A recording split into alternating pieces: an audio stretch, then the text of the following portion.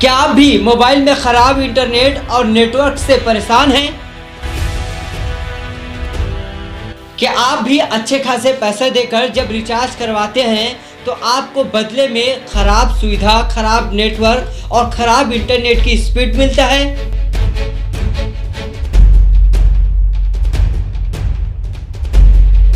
खराब नेटवर्क की समस्या से केवल आप ही परेशान नहीं हैं, बल्कि सबसे ज्यादा अब परेशानी पढ़ने लिखने वाले छात्रों को हो रहा है। वो कैसे, देखिए इस खास रिपोर्ट में।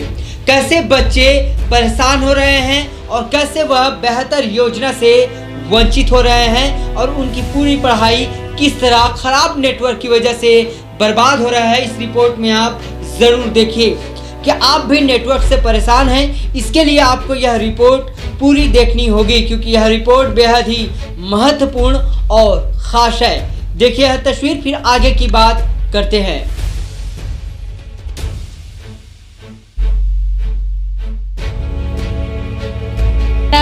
पढ़ाई भी नुकसान हो रहा है।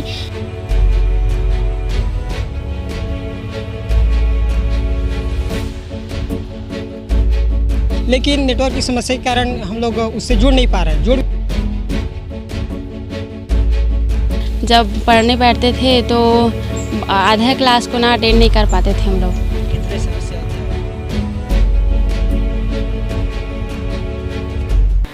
आखिर कौन सुनेगा खराब नेटवर्क और बच्चों का दर्द? क्योंकि बच्चे बेहद ही परेशान हैं। जब वो पढ़ने बैठते हैं और एप्लीकेशन को ऑन करते हैं, चालू करते हैं, तो नेटवर्क की खराबी की वजह से ना वो एप्लीकेशन खुलता है और ना ही वो पढ़ पाते हैं। तो आखिरकार जो सरकार की महत्वाकांक्षी योजना है पढ़ाई तुम्हारे द्वार, वो कैसे सफल होगा? कुछ जगहों पर सफल हो रहा है, कोई सवाल नहीं, लेकिन कुछ नहीं बल्कि बहुत से ऐसे जगह है जहां नेटवर्क की खराबी की वजह से न शिक्षक बच्चों से जुड़ पा रहे हैं और न बच्चे पढ़ाई से। जिम्मेदार कौन है और कौन इन बच्चों का, शिक्षकों का, पालकों का आवाज सुनेगा, कौन इनका दर्द सुनेगा?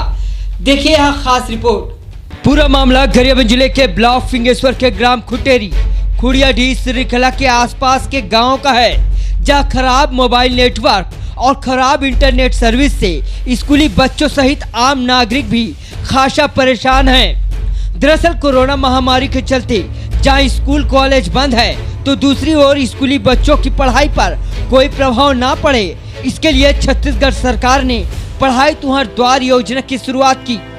इस योजना के तहत स्कूल कॉलेज के छात्र घर बैठे अपने मोबाइल फोन में इंटरनेट का इस्तेमाल कर एक ऐप के माध्यम से अपने शिक्षक से ऑनलाइन जुड़कर अपने विषयों की पढ़ाई कर सकते हैं। इस व्यवस्था से जहां बच्चों के चेहरों पर खुशी है, तो वहीं पढ़ाई तुम्हारे द्वार के बीच मोबाइल में खराब नेटवर्क और घटिया इंटरनेट स्पीड बड़ा दरवाजा बनकर बंद पड़ा हुआ है, जहां से बच्चे आगे बढ़ ही नहीं पा रहे हैं।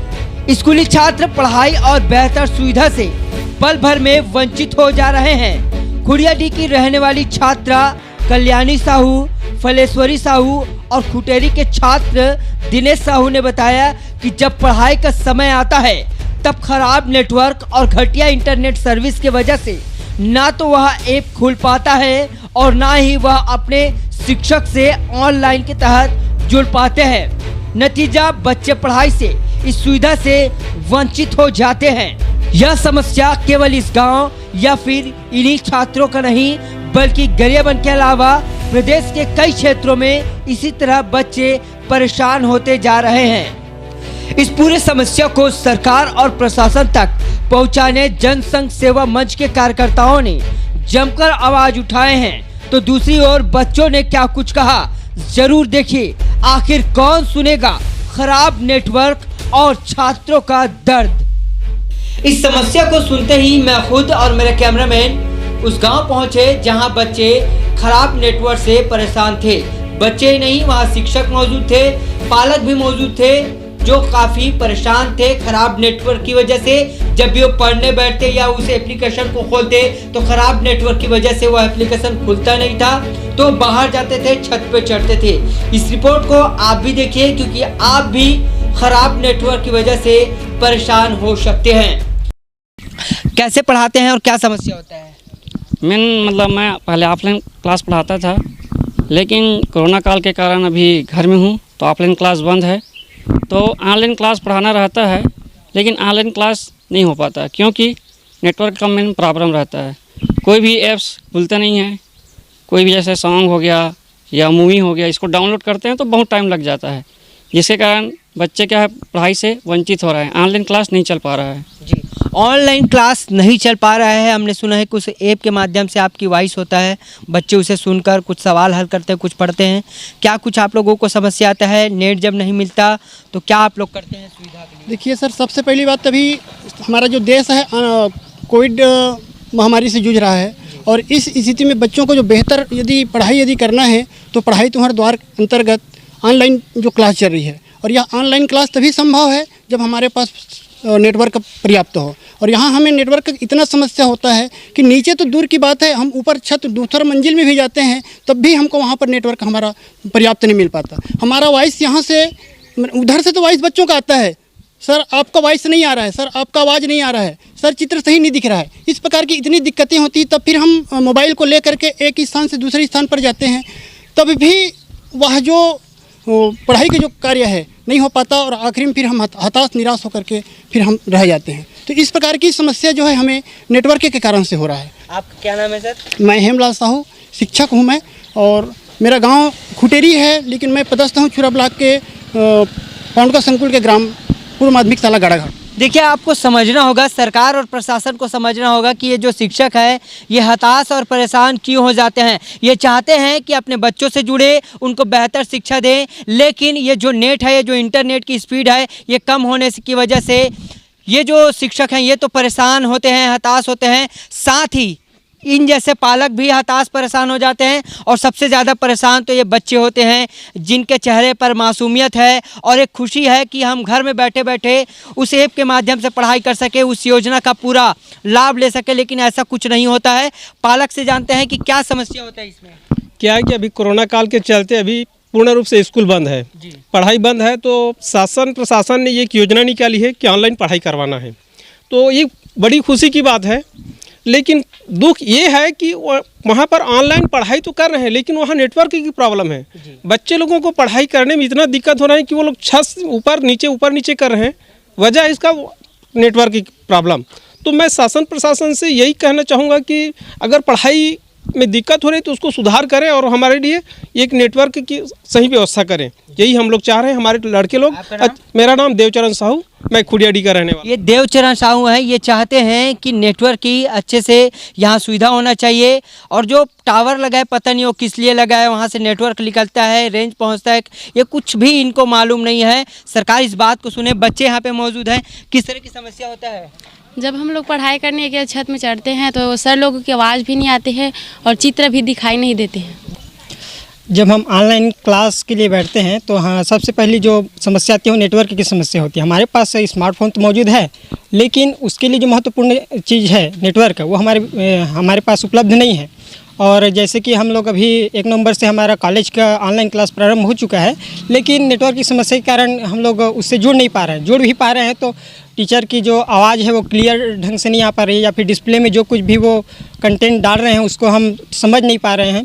ये सब समस्या जो नेटवर्क के कारण हो रही है। क्या लगता है जब ऐप नहीं खुलता है तो क्या गुस्सा वगैरह कुछ लगता है क्या? हाँ, बहुत गुस्सा आता है, और जिससे कभी कभी तो मोबाइल को छोड़ देने का मन ही करता है, और पुस्तक को पढ़ने का ही मन नहीं करता है, जिससे मतलब समस्या आती है तो हमें पढ़ने का मन ही नहीं करता, जो मूड बना रहता है वो ख़राब हो जाता है। जी, तो सुने इस छोटी सी बच्ची का क्या कहना है। जब वो ऐप नहीं खुलता है, जब इंटरनेट की समस्या होता है, जब वहाँ दूर बैठे शिक्षक का आवाज़ नहीं पहुँचता है, जब चित्र नहीं दिखता है, तो क्या होता है। इस बच्ची को गुस्सा आता है, और गुस्सा इसको नहीं हर उम्र के लोगों को आ सकता है। आप खुद समझ सकते हैं, जब आप मोबाइल चलाते हैं तो ठीक से कॉलिंग नहीं होगा, कोई ऐप नहीं खुलेगा, कोई आप गाना नहीं सुन पाएंगे, तो गुस्सा आपको भी लगेगा। तो सबसे जो ज़्यादा असर है इन बच्चियों को पड़ रहा है, क्योंकि अगर दिमाग में अगर गुस्सा है तो ठीक से काम नहीं कर पाएंगे, बहुत सी परेशानियों का सामना इन बच्चों को करना पड़ सकता है। अब सीधे उनसे बात करते हैं जो इस समस्या को उठाए हैं और वो चाहते हैं कि इन जितने भी लोग हैं इसकी आवाज़ सरकार और प्रशासन तक पहुँचे। जनसंघ कहते हैं ना आप लोगों को, उनके कार्यकर्ता यहाँ पे मौजूद है। सबसे पहले जो तेज राम जो है उनसे बात करते हैं कि आखिरकार इनकी समस्या इनके तक कैसे पहुँची और ये सरकार तक कैसे आवाज़ पहुँचाना चाहते हैं। फिर कुछ महिलाएँ उनसे भी बात करेंगे। और पढ़ाई जो है ऑनलाइन की है।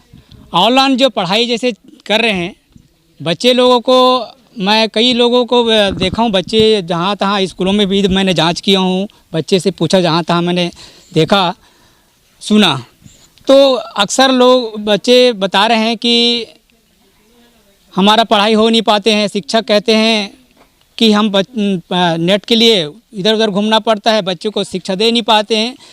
तो मैं बच्चों और शिक्षक का इनका समस्याओं को देखते हुए मेरे को बहुत ही ये लगा कि ये जो है वास्तविक में बालक क्या करते हैं, अपना बैलेंस डलवाते हैं उस पर नेटवर्क के लिए कि बच्चे मेरे पढ़ाई कर सके।